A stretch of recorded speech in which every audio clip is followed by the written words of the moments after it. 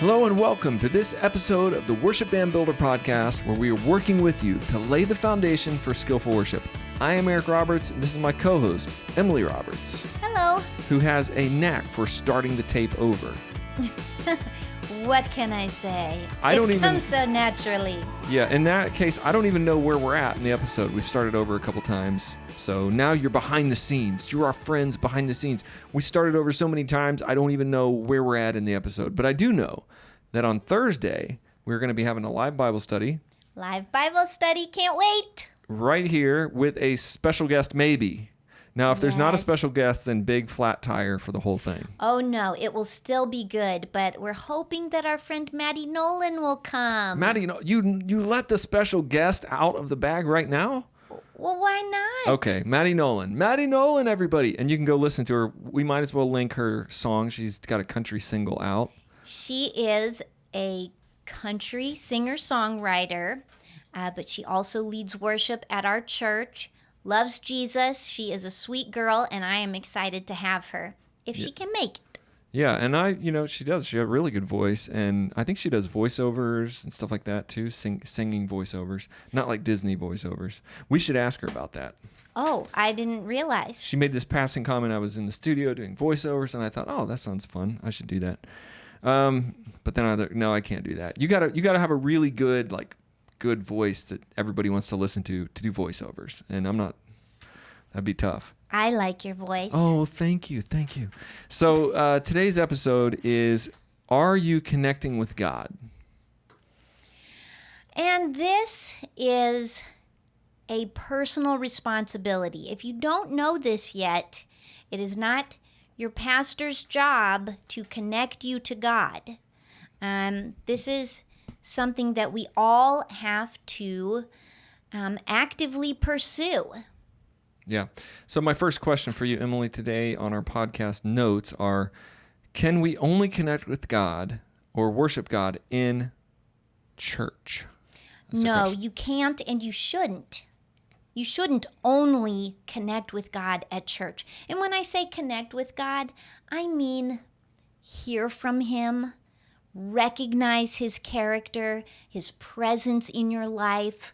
Okay, those are things that should be happening every day, really all day. Not that any of us can perfectly do that, but that's the goal. Okay, so I made up another question after we stopped the tape last time. Do you think that in society there is a kind of a notion or an idea that if we want to worship God, then we go to church, then we go into the church? Do you think that exists? Well, I'm sure that there are people who think if you want to find God, that is where you go. And it's a good place to start, right? I don't think there's anything wrong with thinking that. You can find God at church, and it's a good place to go if you're looking for Him, but it's not the only place to find God.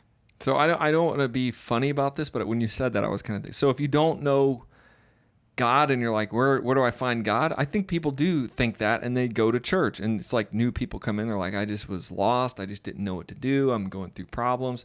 So they go to the church, they're looking for God. But then this is gonna sound so goofy, but like once you find God, then you can like put Him in your pocket, and then you take Him home with you, take Him to the store with you. Like, I get that, because there is that thing in society, especially when you talk to non-believers. They're like, I don't know, I'm going to try to find God. And they think they just wander into a church. And you see it in movies too. People are like wandering around, they're playing this sad music, and they wander into the church and sit down and they try to find God in the church.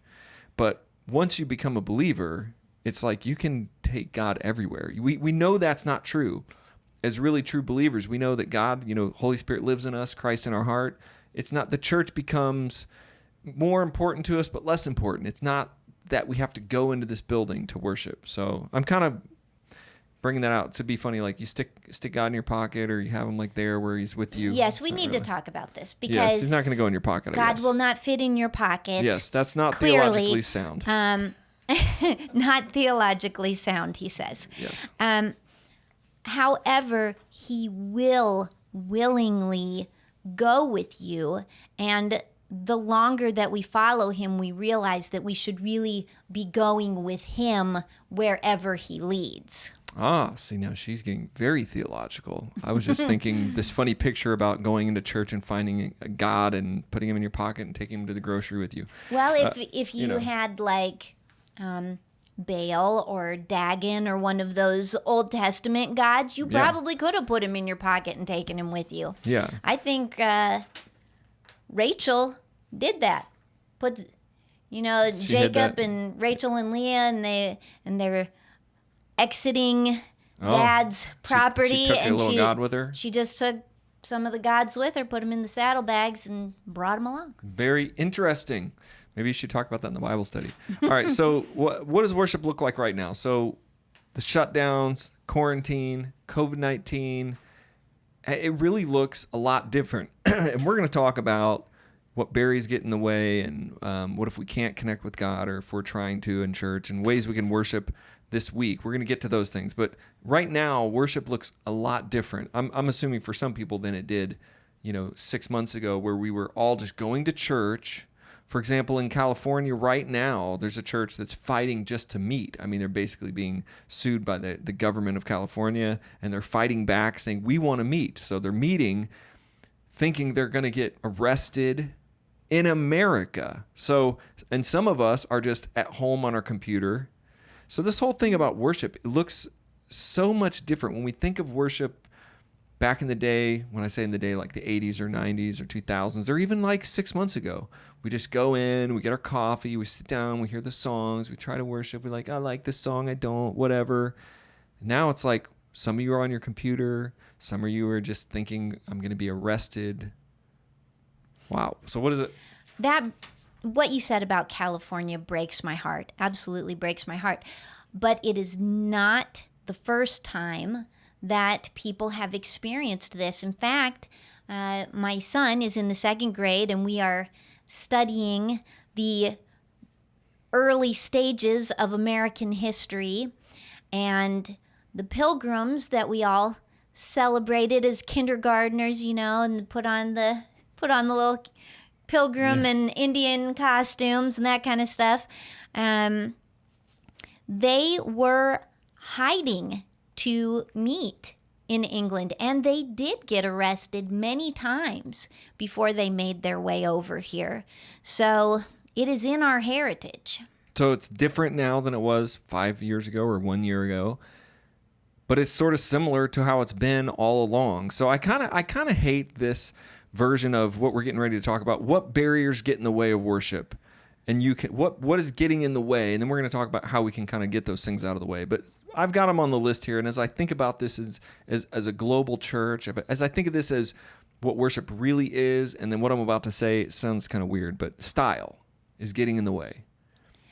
And this was getting in the way before COVID. This has nothing to do with COVID, Yeah. but everybody has their own taste in music. And some of the songs that are played on Sunday morning, maybe they're just not connecting with you. Maybe that's not your jam, so to speak. So what do we do about that?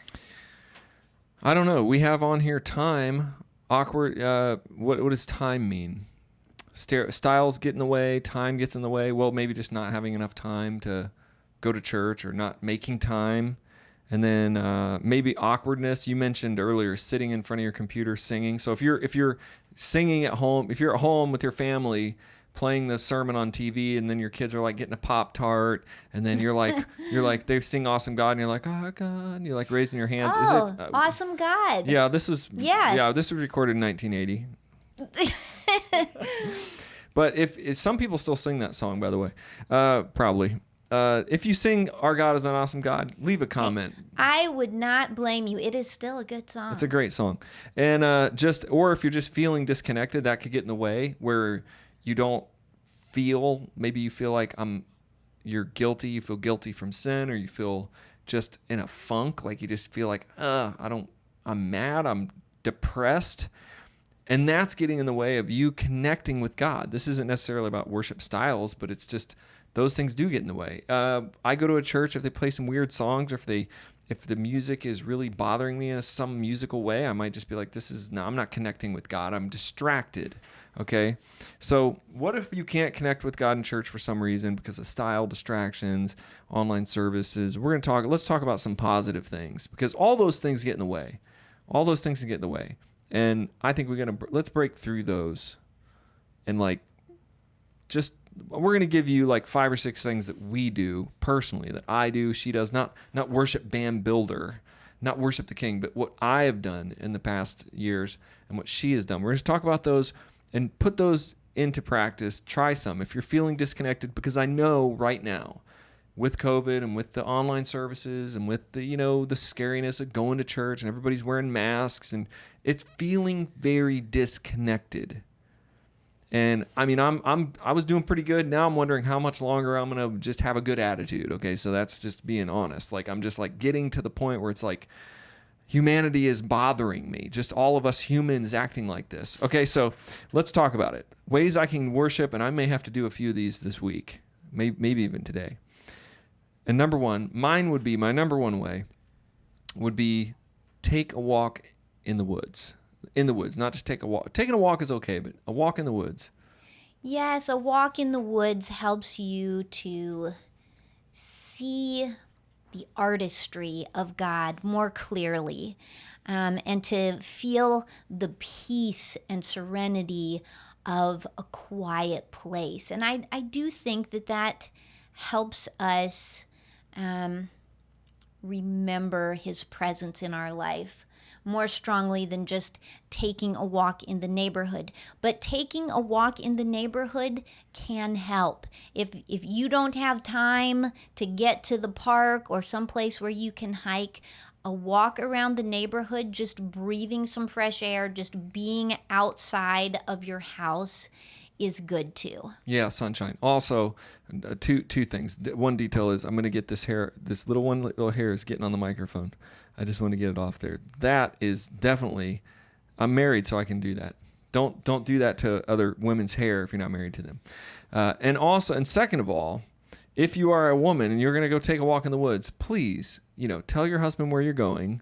This is just, decency. And also take mace or pepper spray or a firearm for that matter, whatever you feel safe with, because I do not like Emily walking alone in the woods. I like to walk alone in the woods because I'm 6'5" and I'm giant and people are mostly scared of me, but I don't suggest that you go walking in the woods. Disclaimer, by yourself as a woman, just, take your dog with you. I see a lot of girls walking in the woods with dogs. That's good. A big dog.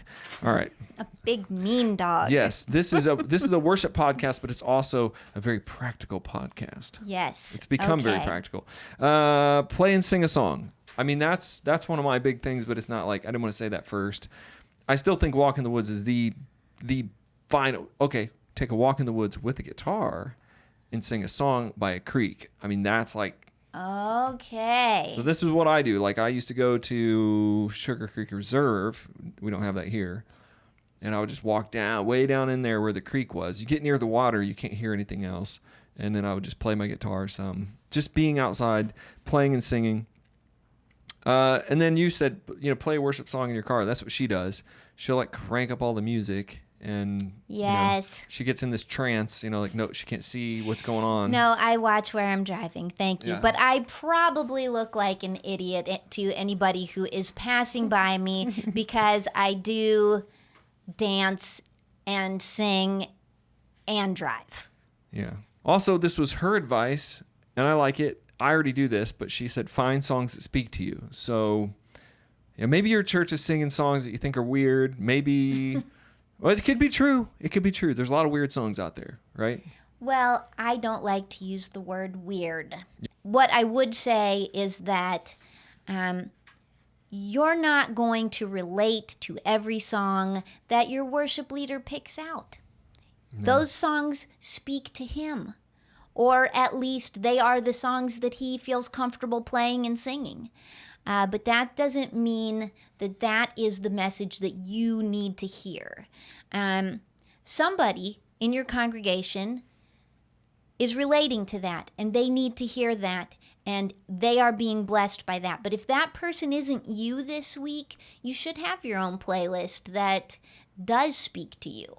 Yeah. And go up to your worship leader or like put a note in there and say like, that song number 3 titled XYZ was weird. Amen. Amen. I don't know. Add an amen. On Amen. there. That was weird. Amen. Some of the songs, I mean, realistically, I said that is, well, I stand by my statement. Some of these songs that they're singing now are weird or that we've always sung. It's not like an old guy, but hey, sometimes you sing the song. Like the weirdest song that I think, and this is totally sidebar worship leader dork talk, but the Matt Redman, I think it's the Matt Redman Sloppy Wet Kiss song. No, I think that's David Crowder. David Crowder. Okay, whoever wrote that, I forget who it was, but I just missed that song out of my head, so I'm not even sure. This whole thing about this Sloppy Wet Kiss, I'm like, maybe that song's cool for like an acoustic version in a coffee shop where they're like, that's so artistic, but like to sing that with your congregation, weird. So send me notes and tell me you're weird for saying that song's weird, whatever. But you know what I mean? That I don't think I ever led that song. No. I just have a filter, and when I hear stuff like that, I'm like, nope, that's not going to happen. That's not going to happen, and I'm not going to sing that.